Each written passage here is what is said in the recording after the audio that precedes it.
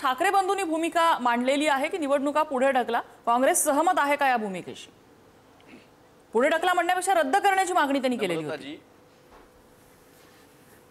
नम्रताजी, संविधानाच्या कलम 243 आणि 243 ZA या दोन अनुच्छेदांतर्गत राज्यामध्ये स्थानिक स्वराज्य संस्थांच्या निवडणुका घेण्याची जबाबदारी ही राज्य निवडणूक अधिकाऱ्याची आहे. त्याच्यासाठीच्या मतदार याद्या तयार करणे, त्यासाठीचा कार्यक्रम जाहीर करणे, हे सगळं कार्यक्षेत्र संविधानामधल्या अनुच्छेदानुसार राज्य निवडणूक आयोगाच्या अखत्यारीत येतं. राज्य निवडणूक आयोग काँग्रेस पक्षासह महाविकास आघाडीचं जे शिष्टमंडळ काल भेटलं, आज भेटलं, यांना जे आज सांगत आहे की काही अधिकार केंद्रीय निवडणूक आयोगाला आहेत, आम्हाला नाहीयेत, तर ह्याचा मी तीव्र शब्दात धिक्कार करतो, निषेध करतो. राज्य निवडणूक आयोग संविधान विरोधी, घटना विरोधी वागत आहे.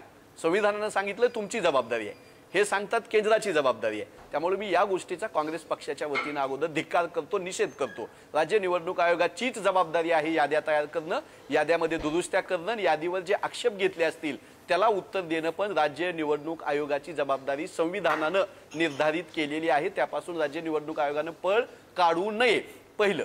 दुसरी गोष्ट, भारतीय निवडणुकांचा गाभाच आहे मतदान प्रक्रिया आणि मतदार यादी. त्याच्यामध्ये जर आक्षेप आम्ही काही नोंदवतोय तर तुम्ही कशी पारदर्शक निवडणूक घेणार आहात? त्या निवडणुकीला निवडणूक म्हणायचं का तुम्ही फक्त भारतीय जनता पक्षाला महायुतीला विजयी करण्यासाठीचा फार्स म्हणायचं? हा प्रश्न आमच्या समोर आहे, तो शिवसेनेसमोर आहे, मनसेसमोर आहे. काँग्रेसनं हा मुद्दा ऐरणीवर आणलेला आहे. आदरणीय राहुलजी गांधी देशभर वोट चोरीच्या मुद्द्यावर भांडतायत, मतदार यादीच्या घोळावर भांडतायत. निवडणूक आयोग अद्याप उत्तर द्यायला तयार नाही. माझ्या धाराशिव नगर परिषद निवडणुकीसाठी 93,093 एकूण मतदार आहेत प्रारूप यादीमध्ये आता जाहीर केलेल्या.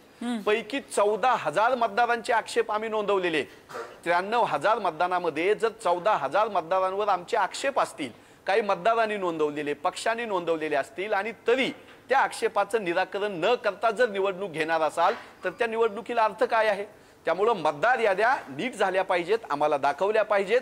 वयाचे त्याच्यामध्ये खोटे दाखले आहेत, पत्ते खोटे आहेत, एकाच घरात मतदार जास्त आहेत. 8 नंबर वॉर्ड मधला मतदार 15-16 मध्ये टाकलेला आहे, मृत मतदार जिवंत म्हणून दाखवलेले आहेत.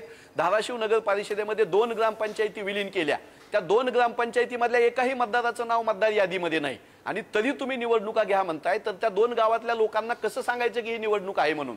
तर असा भोंगळ कारभार असेल तर मतदार याद्या नीट केल्याशिवाय, दुरुस्त केल्याशिवाय, आमच्या आक्षेपाला उत्तर दिल्याशिवाय निवडणुका झाल्या नाही पाहिजेत, हीच आमची भूमिका आहे.